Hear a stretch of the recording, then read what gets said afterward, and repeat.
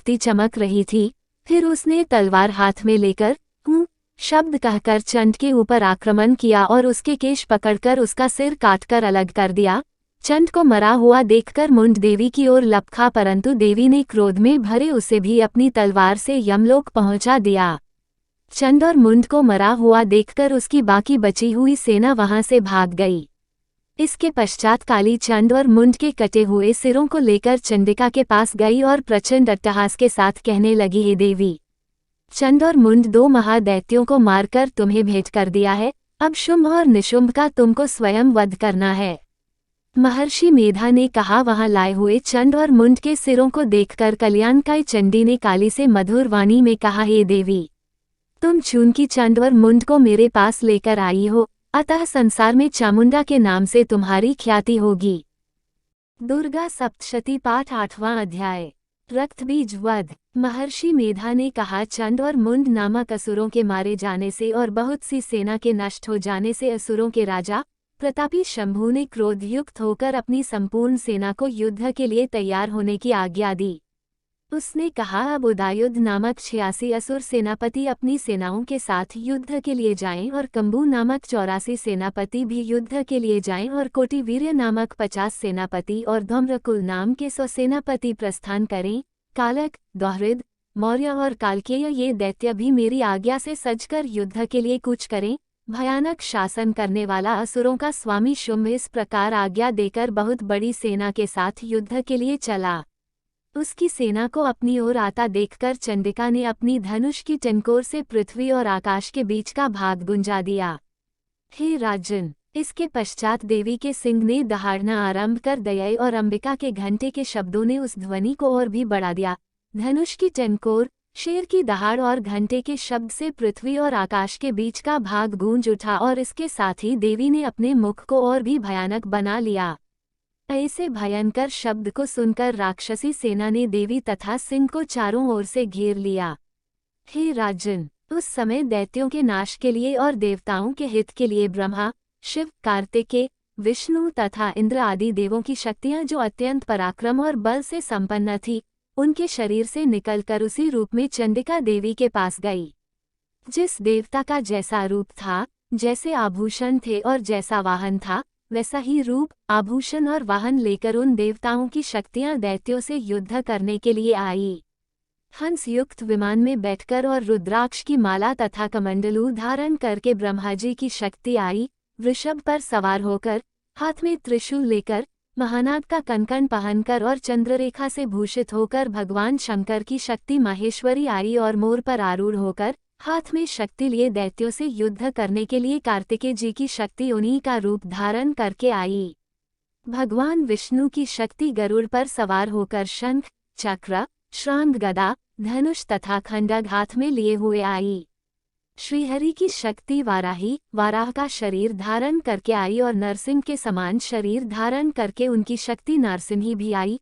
उसकी गर्दन के झटकों से आकाश के तारे टूट पड़ते थे और इसी प्रकार देवराजेंद्र की शक्ति अयंद्री भी ऐरावत के ऊपर सवार होकर आई। पश्चात इन देव शक्तियों से घिरे हुए भगवान शंकर ने चंडिका से कहा, मेरी प्रसन्नता के लिए तुम शीघ्र ही इन असुरों को मारो। इसके पश्चात देवी के शरीर में से अत्यंत उग्र रूप वाली और सैकड़ों गीदड़ियों के समान आवाज करने वाली चंडिका शक्ति प्रकट हुई। उस अपराजिता देवी ने धूमिल जटा वाले भगवान श्रीशंकर जी से कहा, हे प्रभो, आप मेरी ओर से दूत बनकर शुंभ और निशुंभ के पास जाए और उन अत्यंत गर्वीले दैत्यों से कहिए तथा उनके अतिरिक्त और भी जो दैत्य वहां युद्ध के लिए उपस्थित हों, उनसे भी कहिए, जो तुम्हें अपने जीवित रहने की इच्छा हो तो त्रिलोकी का राज्य इंद्र को दे दो। देवताओं को उनका यज्ञ भाग मिलना आरंभ हो जाए और तुम पाताल को लौट जाओ। किंतु यदि बल के गर्व से तुम्हारी लड़ने की इच्छा हो तो फिर आ जाओ, तुम्हारे मांस से मेरी योगिनियां तृप्त होंगी। चूंकि उस देवी ने भगवान शंकर को दूत के कार्य में नियुक्त किया था, इसलिए वह संसार में शिवदूती के नाम से विख्यात हुई। भगवान शंकर से देवी का संदेश पाकर उन दैत्यों के क्रोध का कोई आर पार न रहा और वह जिस स्थान पर देवी विराजमान थी वहां पहुंचे और जाने के साथ ही उस पर बाणों और शक्तियों की वर्षा करने लगे। देवी ने उनके फेंके हुए बाणों, शक्तियों, त्रिशूल और फरसों को अपने वनों से काट डाला और काली देवी उस देवी के साथ आगे खड़ी होकर शत्रुओं को त्रिशूल से विदीर्ण करने लगी और खटवांग से कुचलने लगी। ब्राह्मणी जिस तरफ दौड़ती थी उसी तरफ अपने कमंडलू का जल छिड़क कर दैत्यों के वीर्य व बल को नष्ट कर देती थी और इसी प्रकार माहेश्वरी त्रिशूल से, वैष्णवी चक्र से और अत्यंत कोपवाली कौमारी शक्ति द्वारा असुरों को मार रही थी और ऐद्री के बाजू के प्रहार से सैकड़ों दैत्य रक्त की नदियां बहाते हुए पृथ्वी पर सो गए। वाराही ने कितने ही राक्षसों को अपनी थूथन द्वारा मृत्यु के घाट उतार दिया, दाढ़ों के अग्रभाग से कितने ही राक्षसों की छाती को चीर डाला और चक्र की चोट से कितनों ही को विदीर्ण करके धरती पर डाल दिया। बड़े बड़े राक्षसों को नारसिंही अपने नखों से विदीर्ण करके भक्षण कर रही थी और सिंहनाद से चारों दिशाओं को गुंजाती हुई रणभूमि में विचर रही थी। शिवदूती के प्रचंड अट्टहास से कितने ही दैत्य भयभीत होकर पृथ्वी पर गिर पड़े और उनके गिरते ही वो उनको भक्षण कर गई। इस तरह क्रोध में भरे हुए मातृगणों द्वारा नाना प्रकार के उपायों से बड़े बड़े असुरों को मरते हुए देखकर राक्षसी सेना भाग खड़ी हुई और उनको इस प्रकार भागता देखकर रक्तबीज नामक महापराक्रमी राक्षस क्रोध में भरकर युद्ध के लिए आगे बढ़ा। उसके शरीर से रक्त की बूंदें पृथ्वी पर जैसे ही गिरती थी तुरंत वैसे ही शरीर वाला तथा वैसा ही बलवान दैत्य पृथ्वी से उत्पन्न हो जाता था। रक्तबीज गदा हाथ में लेकर ऐद्री के साथ युद्ध करने लगा। जब ऐद्री शक्ति ने अपने वज्र से उसको मारा तो घायल होने के कारण उसके शरीर से बहुत सा रक्त बहने लगा और उसकी प्रत्येक बूंद से उसके समान ही बलवान तथा महापराक्रमी अनेकों दैत्य भयंकर रूप से प्रकट हो गए। वह सबके सब दैत्य बीज के समान ही बलवान तेज वाले थे। वह भी भयंकर अस्त्र शस्त्र लेकर देवियों के साथ लड़ने लगे। जब ऐद्री के वज्र प्रहार से उसके मस्तक पर चोट लगी और रक्त बहने लगा तो उसमें से हजारों ही पुरुष उत्पन्न हो गए। वैष्णवी ने चक्र से और ऐद्री ने गदा से रक्तबीज को चोट पहुंचाए और वैष्णवी के चक्र से घायल होने पर उसके शरीर से जो रक्त बहा उससे हजारों महाअसुर उत्पन्न हुए, जिनके द्वारा ये जगत व्याप्त हो गया। कौमारी ने शक्ति से, वाराही ने खड्ग से और माहेश्वरी ने त्रिशूल से उसको घायल किया।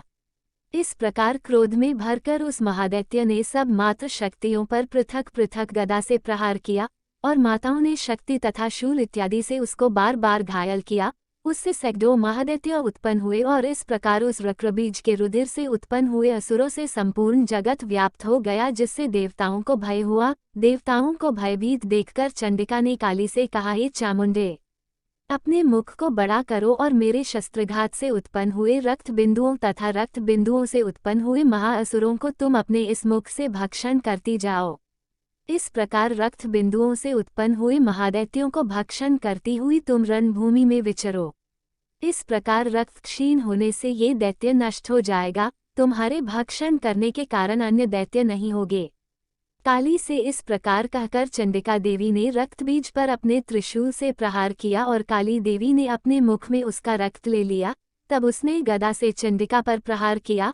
प्रहार से चंडिका को तनिक भी कष्ट न हुआ, किंतु रक्तबीज के शरीर से बहुत सा रक्त बहने लगा, लेकिन उसके गिरने के साथ ही काली ने उसको अपने मुख में ले लिया। काली के मुख में उस रक्त से जो असुर उत्पन्न हुए उनको उसने भक्षण कर लिया और रक्त को पीती गई। तदनंतर देवी ने रक्तबीज को, जिसका की खून काली ने पिया था, चंडिका ने उस दैत्य को वज्र, बाण, खड्ग तथा रिष्टि इत्यादि से मार डाला। हे राजन, अनेक प्रकार के शस्त्रों से मारा हुआ और खून से वंचित वह महादैत्य रक्तबीज पृथ्वी पर गिर पड़ा।